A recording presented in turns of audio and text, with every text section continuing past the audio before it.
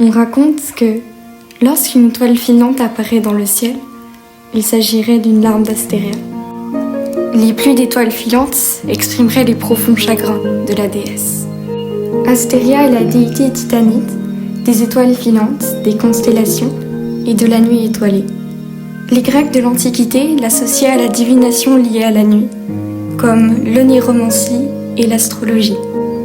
Elle était donc aussi considérée comme la déesse de la divination, des rêves et des prophètes. Dans l'Antiquité, Astéria était souvent représentée avec une chevelure noire, coiffée d'une couronne d'étoiles et de signes du zodiaque. La déesse est née durant l'âge d'or des Titans, lorsque le cosmos était encore sous le règne du redoutable Cronos. Astéria est fille de Kéos et Phébé, qui sont les enfants du premier couple divin, Gaïa et Uranus. Elle a pour sœur Leto, ce qui fait d'elle l'unique tante d'Apollon et d'Artémis. Astéria est spécialement connue pour avoir, avec l'aide de son époux Persès, donné naissance à la puissante Hécate, reine des sorcières.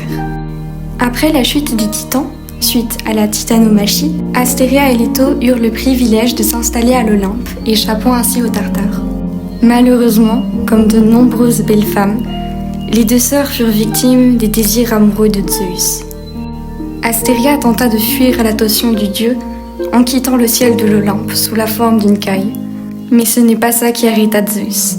Il se transforma en aigle et continua de la poursuivre.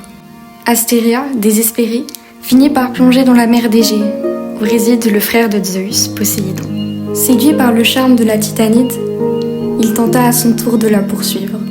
N'ayant plus d'autre solution, Astéria se métamorphosa en l'île de Délos, anciennement appelée Ortygia. Cette métamorphose est symbolique, puisque l'île est tombée du ciel, telle une étoile. Comme je l'ai dit précédemment, la pauvre Leto était elle aussi victime des désirs de Zeus. Elle tomba plus tard enceinte d'Apollon et d'Artémis. Prise de jalousie, Héra, la femme de Zeus, chassa Leto de l'Olympe et interdit aux terres, comme aux cieux, de lui donner refuge.